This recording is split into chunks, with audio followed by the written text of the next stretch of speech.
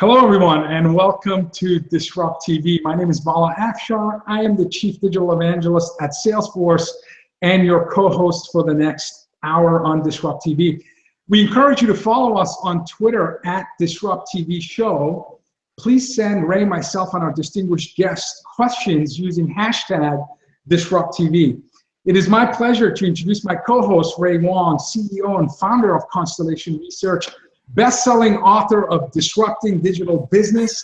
He writes for Harvard Business Review, Forbes, ZDNet, and many publications. And most importantly, he's probably the most engaged futurist on Twitter at RWANG0. Welcome, Ray, to Disrupt TV. Hey, thanks a lot, Vala, and home.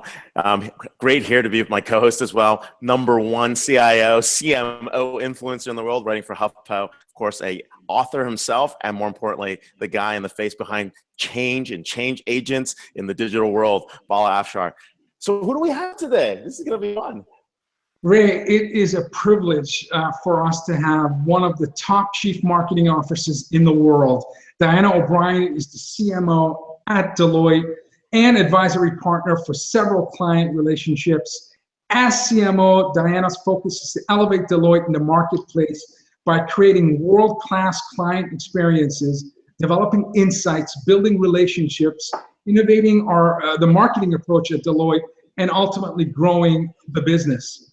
Diana was named one of Business Insider's top 50 most innovative CMOs in the world in November of 2016.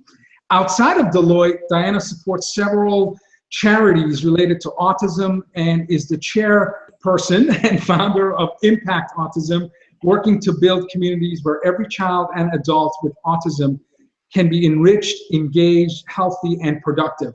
She's a must follow on Twitter at Diana M. O'Brien, DianaMobrien. Welcome, Diana, to Disrupt TV. Thanks, Val. It's great to be here and appreciate it. Awesome.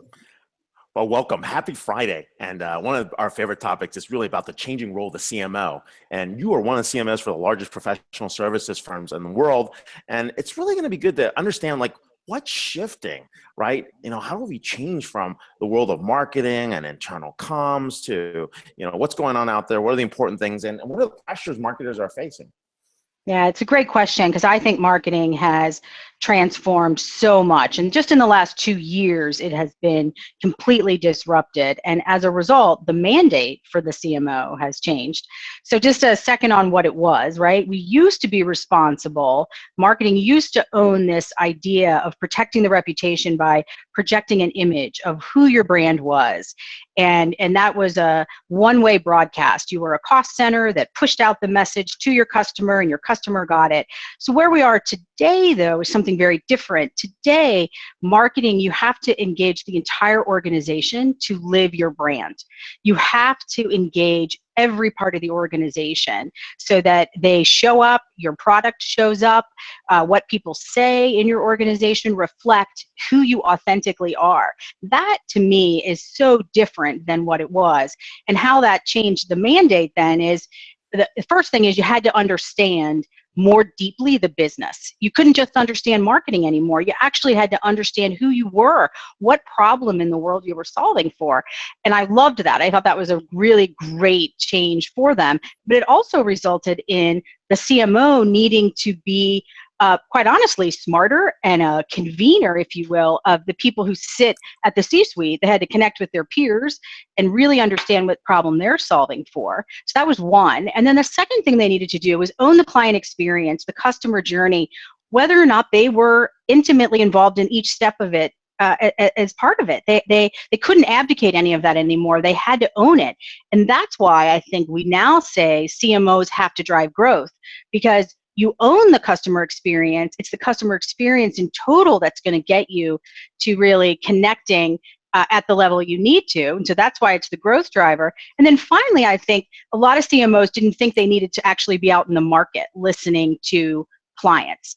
I think that's one of the most important things they need to be doing, because they've got to take that feedback back to that C-suite and tell them, what are our clients saying about us? What are our people saying about us? And we have to reshape our own internal culture to reflect a brand that represents who we want to be. That's dramatic from a one-way push broadcast that we used to be. Before I ask my question, I just want to congratulate you, your team, and Deloitte. The content that you put out daily on social, specifically where I go on Twitter, is just simply amazing. As a former CMO, I would be educated, inspired, and often your content would ignite action in terms of the initiatives that we would embark upon. So just fantastic content. Please keep it up, because I'm speaking on behalf of the Deloitte audience. We learn a ton from you. So, thanks. I appreciate it. I feel the same about you, so I appreciate you saying that. Thank you. That's fantastic. So let's talk about pressures for CMO. You said they need to be smarter, they need to be connected, they need to be outside focused, collaborating with business partners, customers, all stakeholders. But at the same time, you see a rising C title in the Chief Digital Officer, which seems to be, she has one foot in marketing, one foot in IT, maybe collaborating with the CMO to own and co-own the digital experience. You also have, the most connected, most educated customer and stakeholder in ever, given the smartphone phenomenon, the social phenomenon. What are some of the pressures that you see that CMOs have to face in order to, as you said, build loyalty and earn the trust of the customer's future business, and also grow the company? Yeah, I think the first one is that a lot of CMOs didn't have confidence to walk into the C-suite because they actually didn't understand the business. They were coming from just a marketing lens. And I think that's also why there's been a proliferation, not always for a bad reason, of course, but that other roles were generated because somebody needed to be able to talk about how the work was changing, the work that people do is changing, and how they're doing it, where they're doing it, what they're doing is changing. And so you need a level of sophistication, and not every marketer had that. So that was one.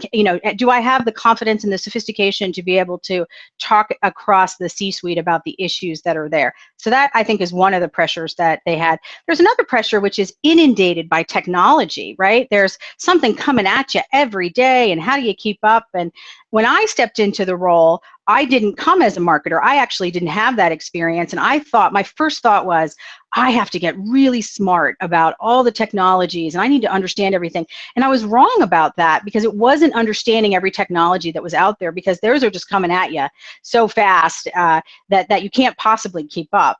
But what it was about was saying, what are the problems I want to solve? What's the ecosystem that I need to put around me to help solve that problem now that work is changing? And so I do think that those two things are things that the CMO is struggling with. And we hear each time we show up, how do I get better prepared to be a peer to the C-suite? And a lot of times they ask the question of, how do I keep up with all the technology? And I think it's important to remember, you got to stay focused on the problem and then find the right ecosystem. That makes a lot of sense.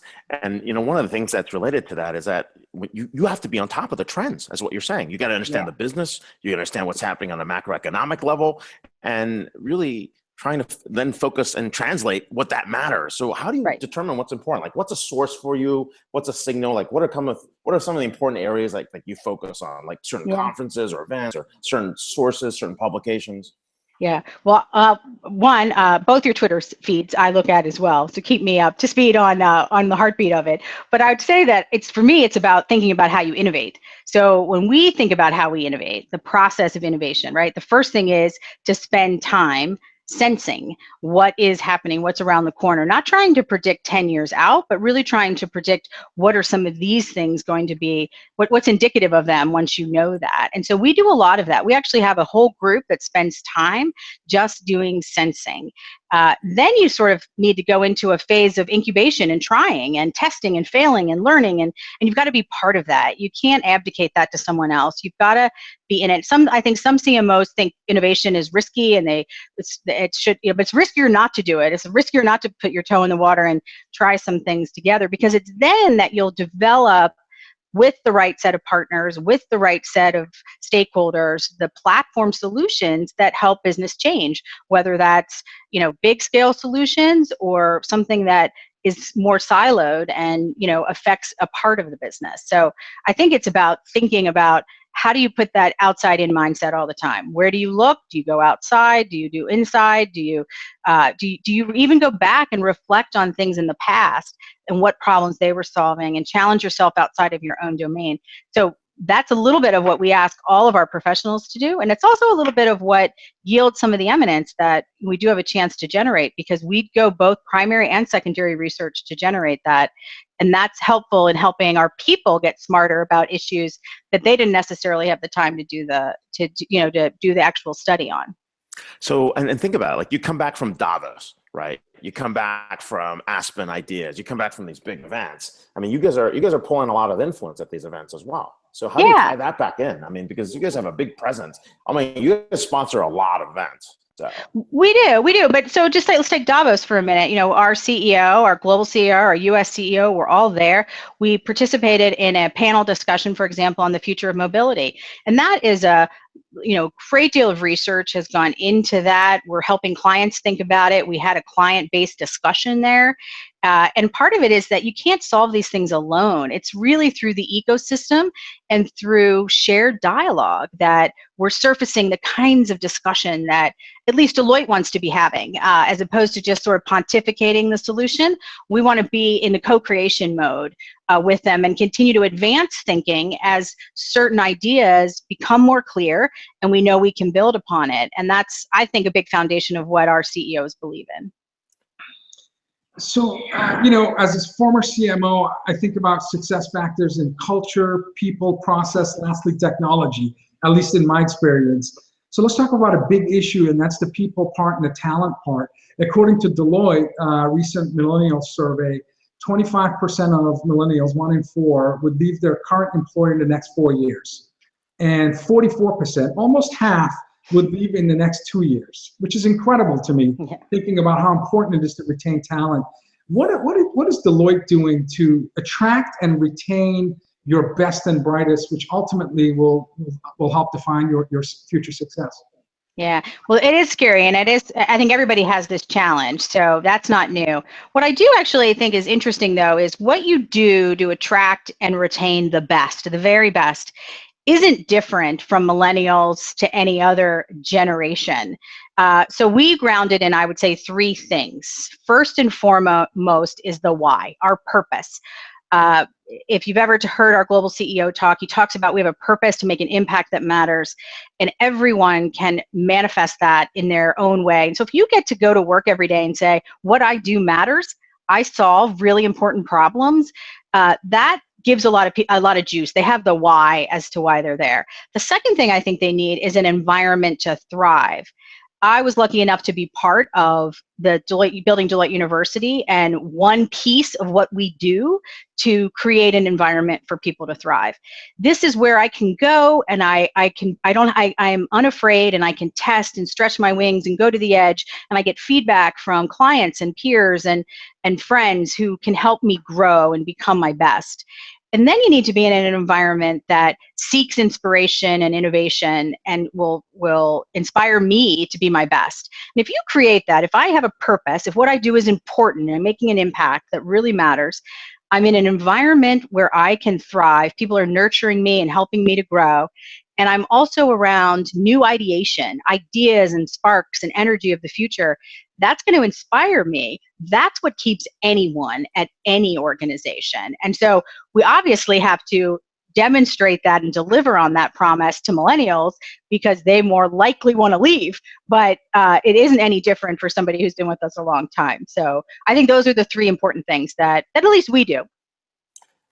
No, that makes a lot of sense. But hey, let me ask you this, retention and recruiting is really marketing, right? Yeah. HR and marketing have kind of converged when you think about what's happened. And so what do you do around the brand? Not just Deloitte, but as a CMO, you're suddenly responsible for a brand that extends to best place to work, that extends to your recruiting strategy. What's your mission? What do you stand for? Why do you exist? Right? So how do you separate that? How do you steward that? Especially in an organization like Deloitte, like having been an alum, like Deloitte is super federated, right? This isn't like a command and control. I won't name another large firm that's at the beginning of the alphabet, but the point being is like, they're like, okay, everyone jump 10 feet. Everyone jumps 10 feet. Well, it's like, why am I jumping 10 feet? How come I'm jumping 10 feet? Like, who asked for that? It's a very, very different environment over there. Yeah. So one of the things that I think, it goes back to what I was saying from the beginning, is that we do need to have a culture that allows people to authentically show up. You can't tell people, look, you sit in this box and this is what you are, and show up in the marketplace that way, because someday that's going to fail you. What you can do is empower people to show up in their best. What is it that we can do to have people be their best, so they're showing up with everything that they have? So to me, that's the key. And we do that by helping everyone, not to say this is what you are, but to look for moments that matter. How do you create moments that matter, and how do you respond to moments that matter? Because it's in those moments that you build long-standing relationships, that you create trust, that you build bonds with friends or your teammates or your client colleagues that are last your whole career. And so at Deloitte, I feel like because we've articulated what it looks like when we are at our best, and how to make those moments in people's lives matter, people have a tool set that they can then personalize and show up with. So one might be, for example, is to walk in somebody else's shoes, right? So we tell everyone coming in, from the moment you start, all throughout your career, is what does it look like to walk in someone else's shoes, and how do you do it, and how do you suspend your own self-interest to hear what they're saying? To me, that's critical, and I think it's why we're able to have an entrepreneurial organization with lots of tentacles and experiences that are helpful. I love that. That's awesome. Just the practice of empathy and being interested, right, is awesome. I mean, I think it's critical. There's a critical mindset and skill to ultimately become a trusted advisor. That's right. And you are a trusted advisor. You lead a number of client relationships. How does the process of becoming a trusted advisor and building relationships help you in your responsibility as the Chief Marketing Officer? Well, for me, I grew up as a client service person, not as a marketer. And I think it's one of the best lessons that a marketer who didn't grow up that way should spend time on. And I look at my job as, how do I help every professional, all, 250,000 across the world, show up with a mindset that puts the client's problems first, right? That's what I want all of them to do. So when I think about what the CMO's job is, that's a big part of it. You mentioned this idea of culture and HR kind of convening and it marrying up against what marketing is. To me, that's exactly where the crux of it comes together, because they have to feel the brand and to show up that way. And so I don't think there's much more to it than that, but I think it really matters. You have been saying this across this conversation. Know the business. Know it well. Grow the business. And then empower others to actually be part of this and kind of drive what's going on. And I think that's a very important piece. And that's not traditional advice that CMOs give to people. Right. I mean, and you're coming at it because you've had true business experience working your way up into the practice.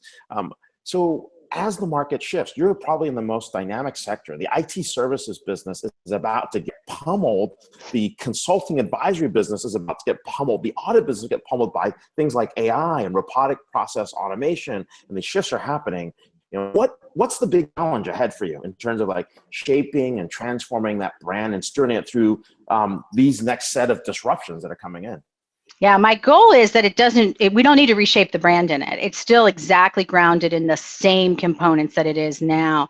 What are those moments that matter? How do we make an impact that matters? How do we show up in the ways that we were talking about before?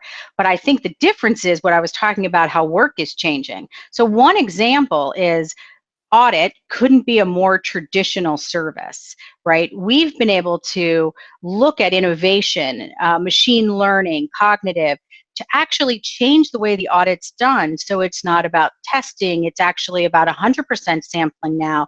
I can generate reports that I used to have staff do that were manually generating them. Or, years ago when I was in consulting, I did inventory and I had to manually count. Now we can actually, through mobile apps, be able to track that, real time, and I can respond to fraud differently. I can look at so many different things because of some of the new technologies, change the problem and the work I'm solving for. And that's what's so exciting. That's what every organization and Deloitte needs to keep focused on, is what is the future of work? What is the work being done? And how can all of these technologies and AI and AV all change the way that we do it? And that's what's exciting. But I think the root of it isn't any different. How you make the customer feel, the customer journey, the value you deliver to the customer in solving that problem, that's what changes. That's what builds your brand, and that's what you have to stay anchored to. And I do think some people actually get distracted by the technologies, and they take their eye off what made them different, what's their differentiation, and what's the value that they actually bring to clients. So I think it's an important lesson for all of us to stay anchored on. So that relationship still, Diana O'Brien, CMO at Deloitte. You can follow her at Twitter at Diana M. O'Brien, Brien. More importantly, a very great discussion on integrated marketing and really understanding what relationships mean as the world is being disrupted. Thanks a lot for being on the show. Thanks, guys. Thank you so much. Take care. Thank you.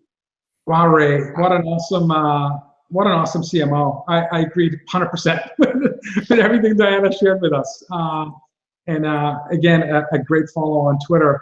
And now we transition to another incredible thought leader, author of a new book. We have Jonathan David Lewis, partner, vice president, and strategic director at McKee Wallwork and Company, the author of A Brand versus Wild, Building Resilient Brands for Harsh Business Environments. Can't wait to learn more about that. Jonathan is an engaging, authoritative speaker on shaping a brand that can survive and thrive in today's tough, uncertain world.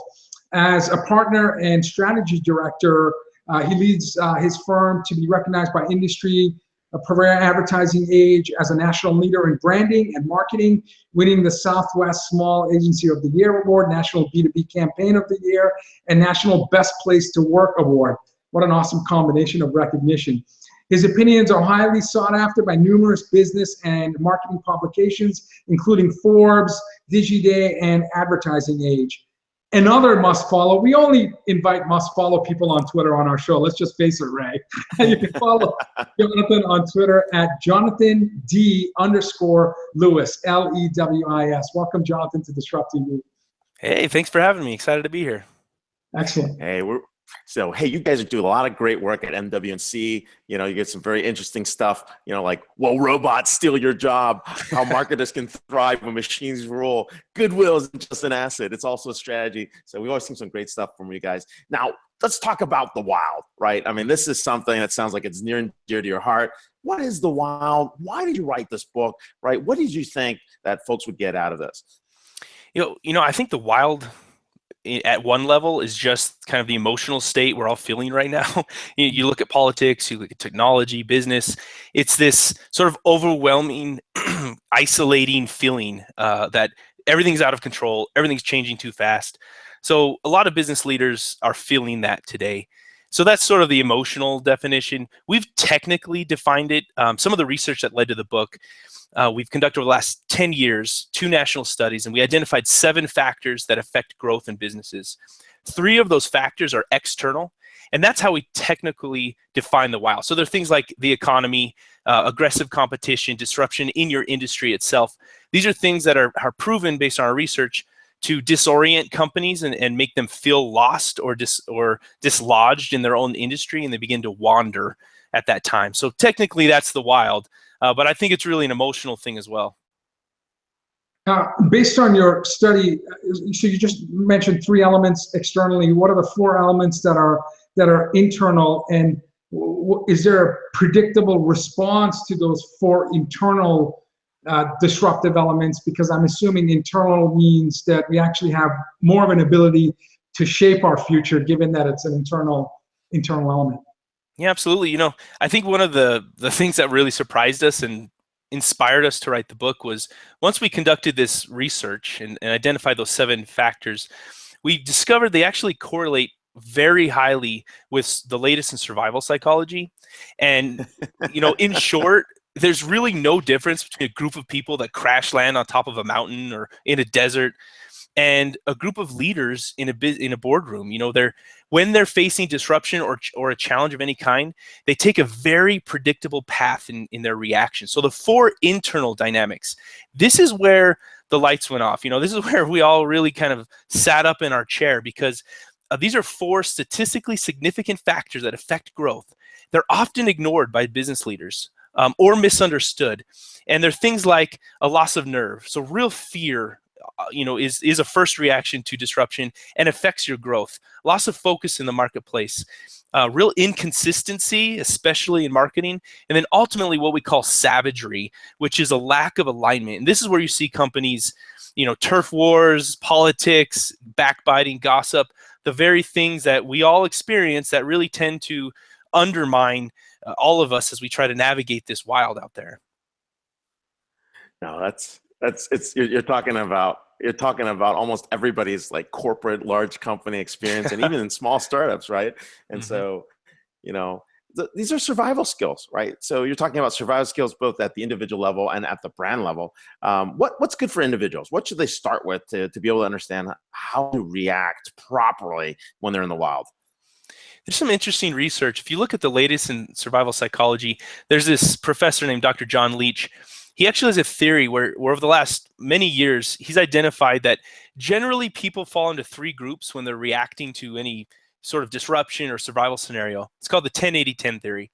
10% of us are prepared. And, you know, we react to disruption rationally with logic, and we're able to not only get through ourselves, we're able to lead others. 80% of us are paralyzed. We freeze and we don't know what to do, so we don't do anything.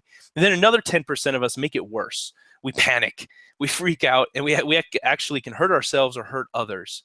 So I think the first place to start as a professional, kind of trying to look at what the heck is going on out there with all these changes, is understand yourself. Where do you fall in that 10-80-10 theory? The good news is you don't have to stay where you are. You can move towards that top 10% that are prepared and that are ready. And a good example might be, one of the things that survivalists will tell you is, if you're going into even a normal scenario, like getting on an airplane, if you travel a lot like most of us start ignoring those emergency instructions. We never read that pamphlet in front of us because we've heard it a million times. It's like, yeah, it's not going to ever happen, or I know what to do.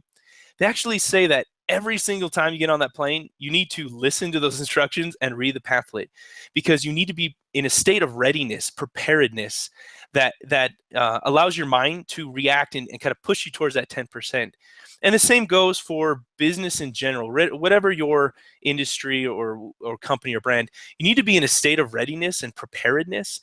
And that's where you're constantly vigilant and you're watching. And you mentioned earlier, watching the trends.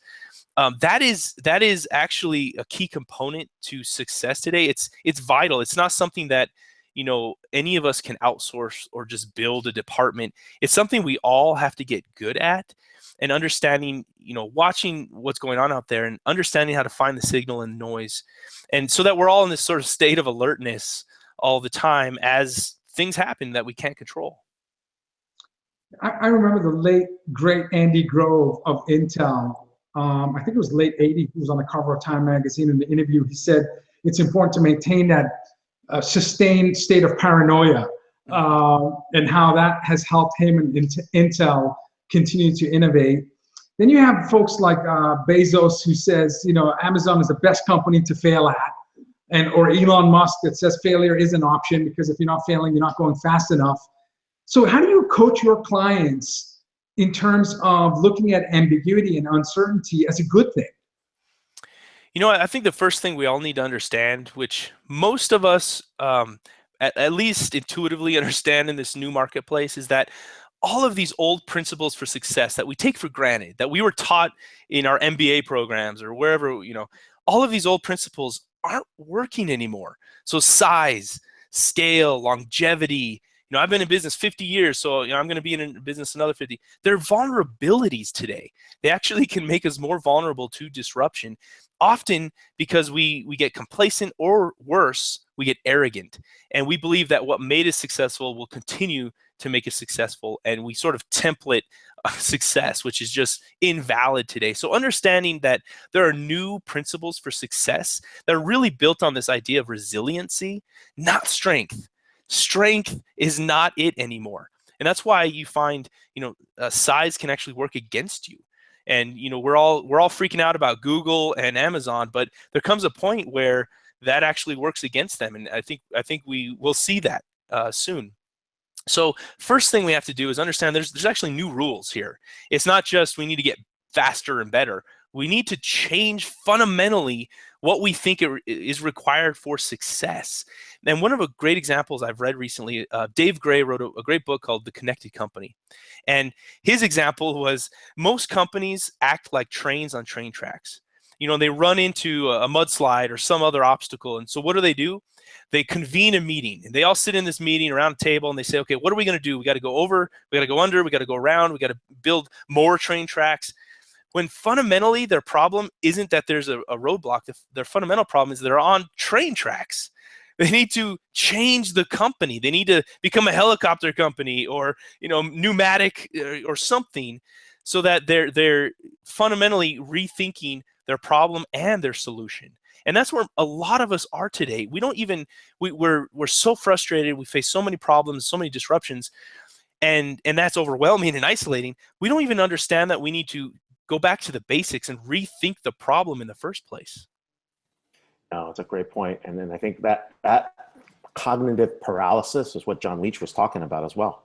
And then it's something that you're talking about in terms of the survival skills, and that cognitive paralysis happens. How do people break out of that and improve their awareness of what's going on and understand how to get out of that? Because that cognitive paralysis keeps people stuck instead of getting to fight or flight. Mm-hmm. When you look at the research, I think it's nice to know that everybody's afraid and that we don't have a choice. It's physiological. I mean, when a disruption occurs, when you're facing a particular challenge, growth is stalling, you will have fear regardless of how great you are. And when you have fear, a very specific series of steps occur in your body.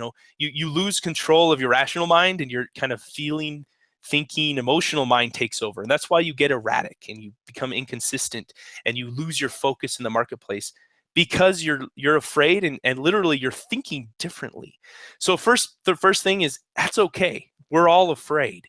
The difference between those that are able to navigate this ambiguity and those that aren't, they get stuck in that and paralyzed, is they can't get out. They can't break out and regain control of their situation using their rational mind. So any survivalist will tell you, Boy Scouts will tell you, if you're lost in the woods, and you don't know what to do and fear has taken over, first thing you do is stop. And it's actually an acronym: stop, think, observe, plan. And this can be, in many cases, the last thing you want to do. Your body, even if you're paralyzed, your body is just kind of going at 110 miles an hour and you're thinking, you're all over the place. The last thing you want to do is be still and sit down. And that's really the first thing you have to do, because you have to allow you or your team to regain control over the situation from an emotional and mental standpoint. So just stop. And for business leaders, that might mean a day, that might mean several weeks, but in many cases, the last thing you need to do or the last thing you want to do is the first thing you have to do. Otherwise, you will just be erratic and make the situation worse.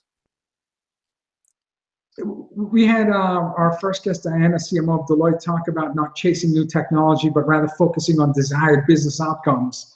But at the same time, you have incredible growth in marketing technologies that CMOs have to try to understand after they define their business outcomes in order to pick the best solution set. And that could potentially lead to inconsistencies, because ultimately there's enough pressure from the CEO and other line of business pushing and making sure that we have the best tools for our talent to use. when you advise CMOs or marketing leaders in terms of developing an investment thesis, what do you tell them and guide them so that they don't get into the wild? You know, we see errors on both ends. So we have experience with clients who they're chasing everything, and often that's because they are afraid and they're acting very inconsistent because they don't know what else to do. So they chase silver bullet solutions, easy answers, and that means, okay, that looks shiny and that can solve all my problems, so let's go all in on that. That's a problem. The other end is a problem as well. I mean, if you're not trying something new or evolving, then you're paralyzed. So we try to give our clients guidance in allowing themselves to fail, even in a lot of regards. So in a practical sense, we often say take 10% of your budget or 5% of your budget, and that's your failure budget, and you give yourself permission to do anything, do something crazy with that budget. And that is your investment in new technologies and something you haven't tried before. But the pressure's not on to prove all the ROI and all that stuff that we all deal with, especially in corporate scenarios. So it gives you that permission to fail, and in that failure you can find, okay, this is showing some traction, but I've had that's enough success to know where to guide my investment in that regard. No, this is fun. I mean, we are seeing all that shift that's actually happening. People are actually panicking. Things are going on. How have you used Wild? How's this helped your own career? Like in terms of the concepts, some of the frameworks that you have out there, and definitely, for folks that haven't seen it, definitely get on the Amazon and check out the book. A lot of good stuff there. But how do you use the framework yourself? So what we've done in terms of being our own professional services firm is our solutions are built around what we've learned about those internal dynamics. And it doesn't matter how wonderful your strategy is or what tactics you're using or how creative you are, if the internal dynamics on your team are all screwed up. If you're afraid, if you're unfocused, if you're savage, if there's some unhealthy dynamics going on, none of it matters. So, and if you look at some of the greatest survival stories out there, there can be, people dropped into the worst scenarios on earth. And why do some people make it out? Why do they survive? And why do others just fall apart and literally in those cases die? It's not because they had more tools or more knowledge. It's because their internal dynamics on that team were stronger. So while we're a marketing firm, a professional service firm for marketing, we start in the right place, which is fundamental. It's human nature. We make sure that everybody's on the same page and focus, and that allows us to then go to, when we get to those innovative solutions or maybe out-of-the-box solutions that might, in some cases, be scary, they're not, because we understand courage is required in the midst of all of this risk out there. What are you doing to build a concept of mission, right? To drive internal alignment, reduce friction? Like, how do you do that? So one of the things that we learned that was just so much fun is one thing that allows teams, especially large organizations, to move faster and really react or adapt to quickly changing environments is this concept of mission. And it's not just mission in the business, technical definition that we all think of. It's something that we've looked at other successful, say, militaries in history. So if you look at this is a bad example, but the Germans in World War II, or even going all the way back to the Mongols, they had this idea that if you can align the person on the front lines all the way up to the CEO and not require approval on every single decision, but if everybody understands what you're trying to accomplish, then the people on the front lines can have freedom to make choices as long as they're accomplishing that mission at the end of the day. So you see this in real, in today's world with things like Starbucks really empowering all of their frontline employees to throw away thousands of dollars, hundreds of thousands of dollars worth of supplies just to get your drink right, or Whole Foods, everybody who works for Whole Foods has access to P&Ls of anybody in the organization. Every store, every department, they're empowering people, trusting their people so they can make quick decisions because everybody understands what we're all trying to accomplish. If there's no alignment, if there's no real sense of mission as I've just defined it, then there's fear, there's lack of information. Leadership doesn't trust the front line, so they're not going to empower them. We're seeing this with United Airlines and kind of the bureaucracy of the airline industry that doesn't empower employees because everybody's afraid. So mission is absolutely critical for being able to adapt and empower your people to innovate in the midst of this constant change. Very cool. We are here with Jonathan David Lewis, author of Brand versus Wild, Building Resilient Brands for Harsh Business Environments. He's talking about really helping to focus on navigating risk, cultivating brands, reading the brand signs, developing a concept of mission, and acting with urgency. You can follow him at JonathanD_Lewis on Twitter. And hey, thanks for being on the show. Thanks for having me. Terrific. I don't know, man. Are we in the wild? Are we running around? On us. Are we resilient, dude? I'm like thinking like, what can we do internally at my firm? So this is awesome. Speaking of resilience, this is what we call our cleanup hitter spot, where we have a thought leader come in and hit a grand slam. And we are delighted to have John Swartz back on our show. John is the San Francisco bureau chief for USA Today. He's been a high-tech journalist since 1987, has worked on MacWeek, London dailies like Independent, Times, Daily Telegraph, the San Francisco Chronicle, Forbes, and now USA Today. Sorry, I'm revealing your age. Very old. He did it all by the age of 32. It's pretty amazing. Yeah, exactly. He barely made the 30 under 30 list, but you know. Well, if they had the under 60, I'd be right there. That's awesome. Well, he's certainly on his way of becoming a first ballot Hall of Fame inductee into our DisrupTV Hall of Fame. You can follow John on Twitter at JSWARTZ, a must follow. And thanks, John, for coming back to DisrupTV. Thanks for having me. Happy Friday.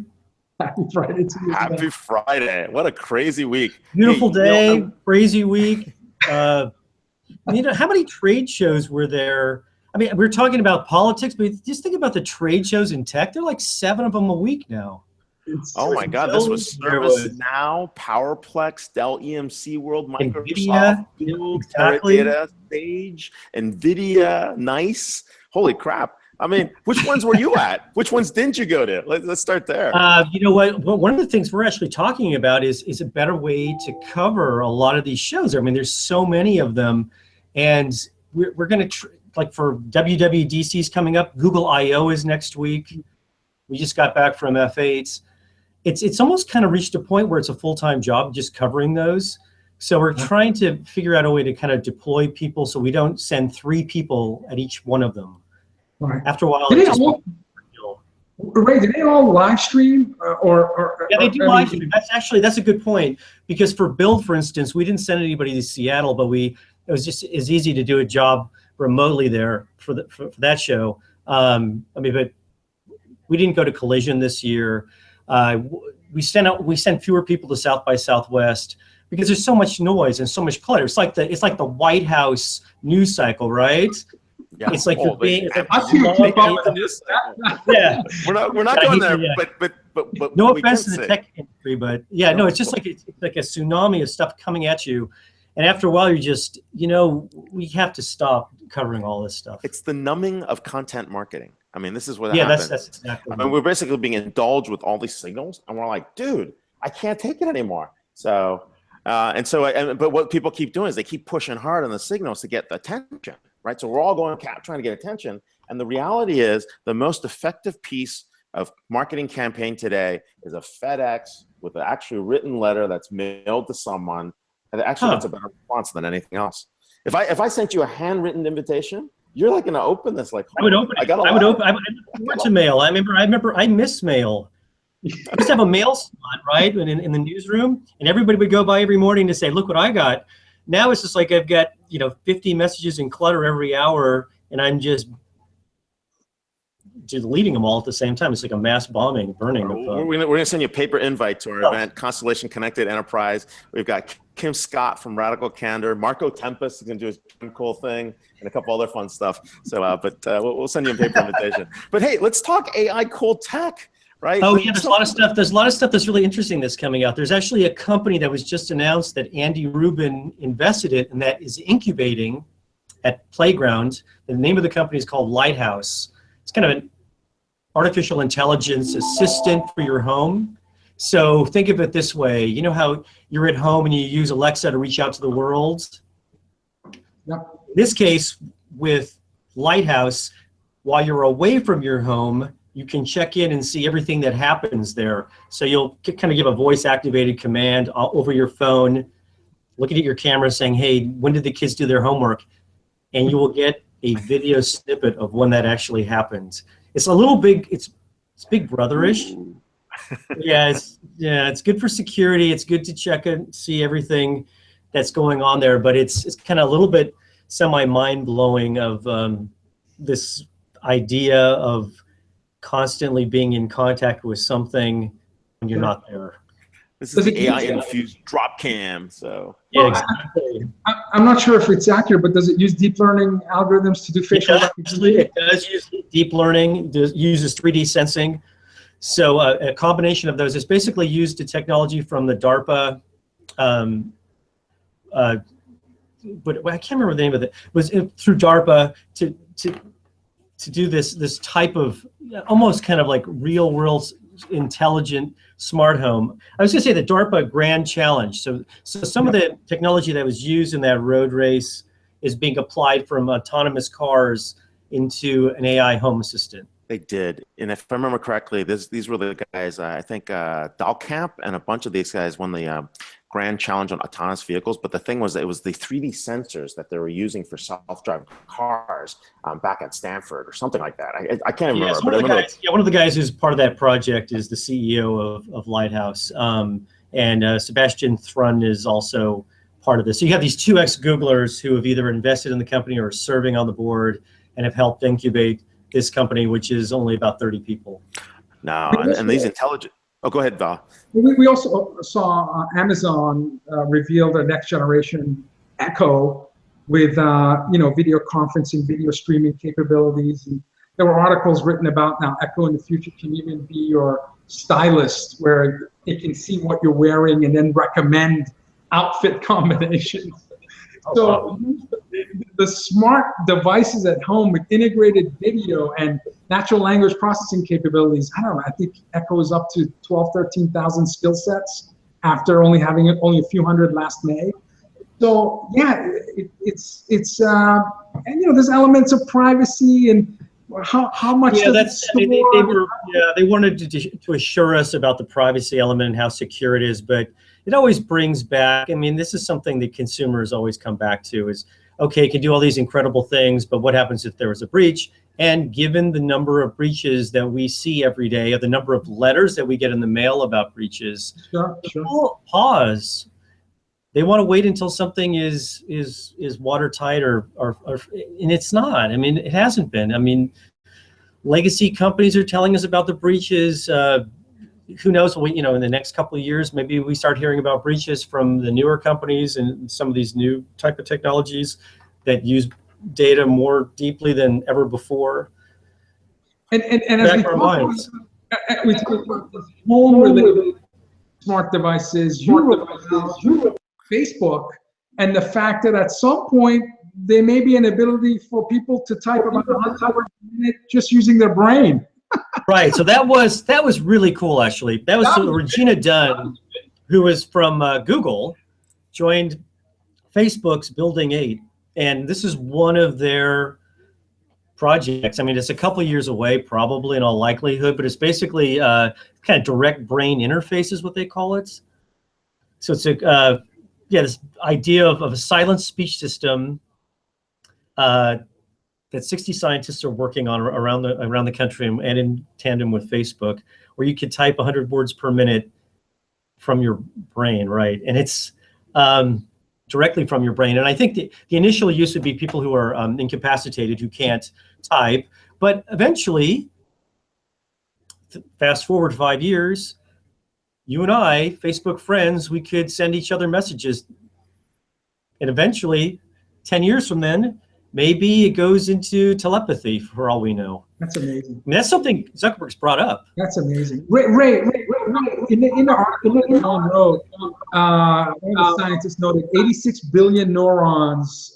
The brain contains 86 billion neurons and is capable of producing 1 terabyte of information per second.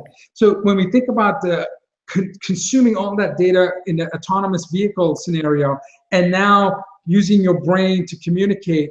Just think about the amount of storage and infrastructure you need to make this come to reality. It's I don't know, it's stunning to me. It's just stunning.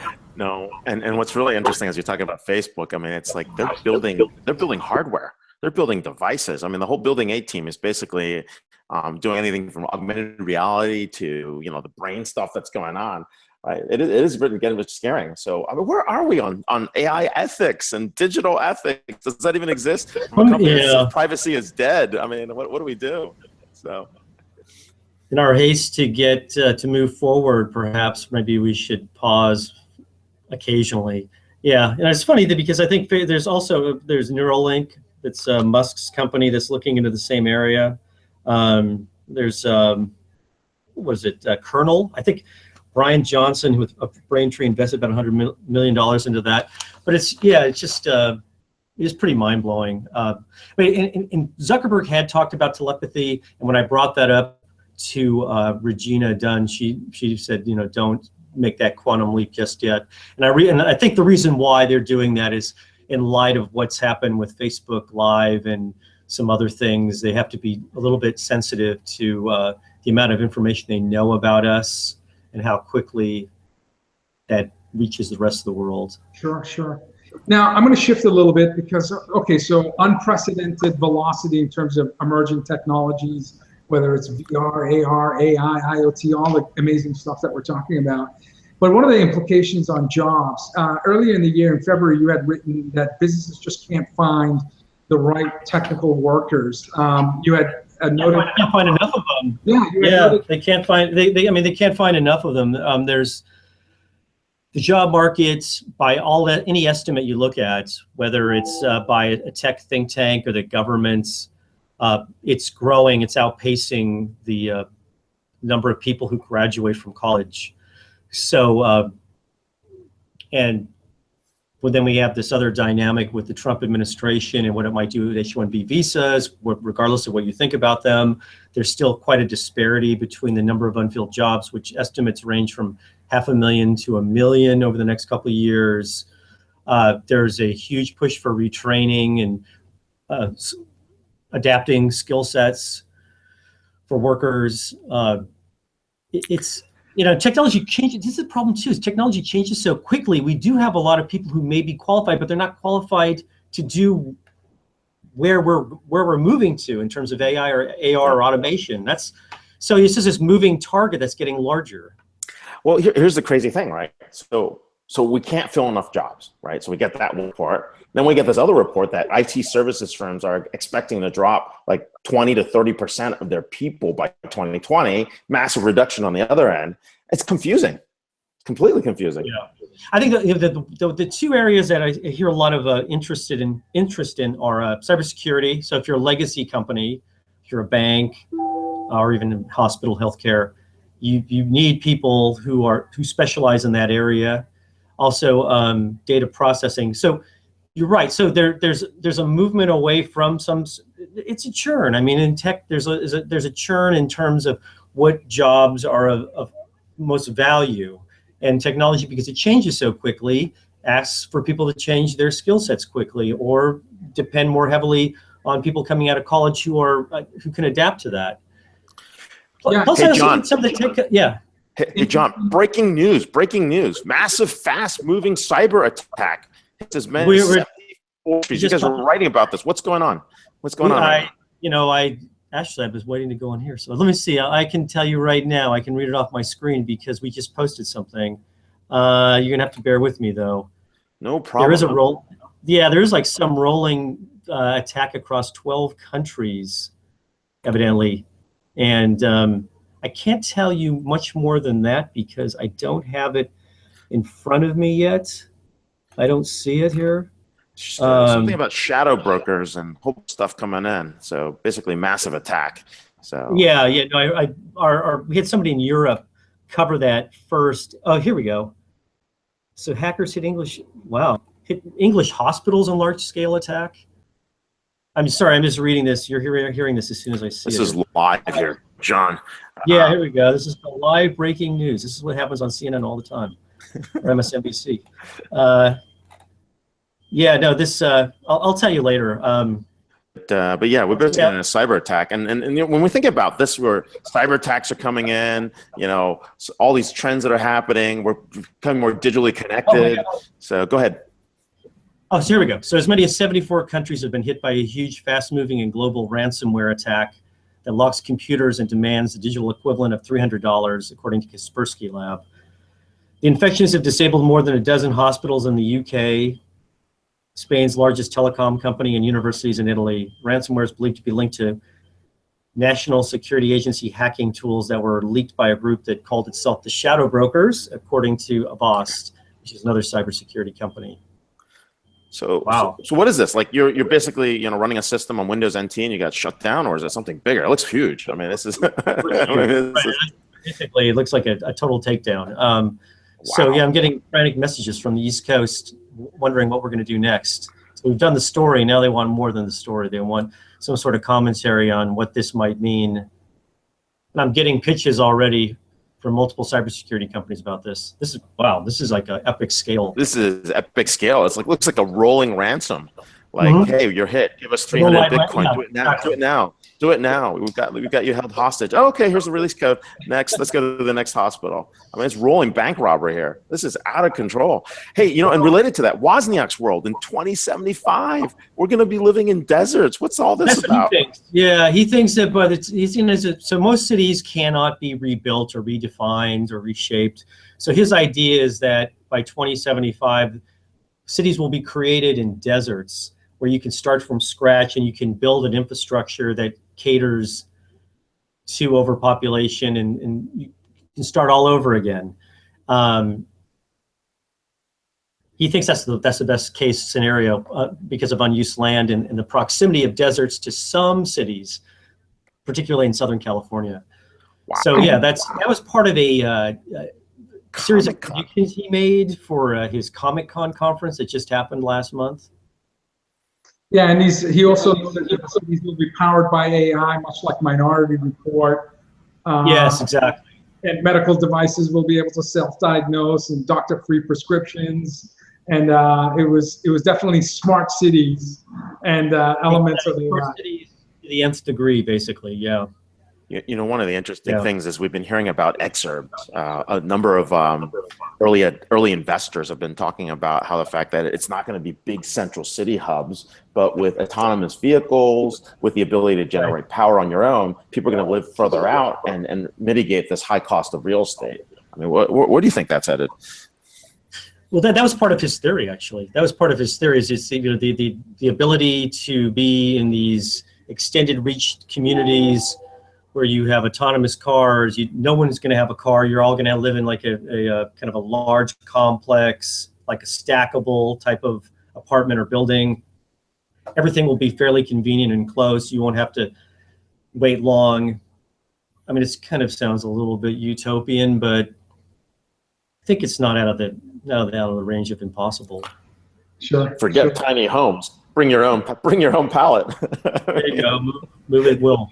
Remember those data centers of the 2010s? They're now making great homes. They're really containers from ships. John, I know you're going to have a super busy afternoon covering this breaking news. Yeah, evidently, yes. We really appreciate you coming on DisrupTV. We hope you come back soon. You're one of our favorites. And best of luck covering this news. Yeah, we'll be looking forward. Hey, everyone stay focused on USA Today. Follow John Swartz at JSWARTZ. He's the San Francisco Bureau Chief of USA Today. Thanks a lot for being on the show. Thanks, guys. Bye. Thank you, John. Look at that. We get breaking news on DisrupTV. You can't even beat that. I felt bad because I know John is probably getting bombarded with oh my God, yeah. We felt really bad. But hey, John, thanks for being on the show and doing live. He's probably got a lot of stuff to do. We'll watch him see what he does next. But hey, episode 61 is over. We got 62. This one's a little bit of a very, very special place for you and I. One of the verticals that we both love. So. Yeah, absolutely. Higher education. We are going to have Scott Pulsifer, president of Western Governors University, one of the most innovative leaders in higher ed, on our show next week. We're going to have Liza Donnelly. She's an award-winning cartoonist for the New Yorker, New York Times, CBS News. If you've watched the Emmys, the Oscars, any major award show in the last 2 years, Liza is drawing live at these events. And she's an award-winning cartoonist, and we hope that she'll draw live for us on the show. And lastly, one of the most innovative CIOs in higher education, Michael Matthews, CIO of Oral Roberts University. He's a guy who, has consulted the White House on several occasions in terms of emerging technology and reinventing higher education. So it's going to be another incredible Friday next week. So thank you so much for watching, and we hope to connect with you a week from now. Yeah, and if it's Friday, it's Disrupt TV show. Definitely catch us on Twitter. More importantly, subscribe to our Vimeo feed, and you can see us 11 a.m. Pacific, 2 p.m. Eastern every Friday for the latest in terms of what's happening with CMOs, startups, CEOs, what's happening with the CXO scene, and more importantly, innovation and disruption with change agents. Thanks a lot, everyone. Bye, everyone.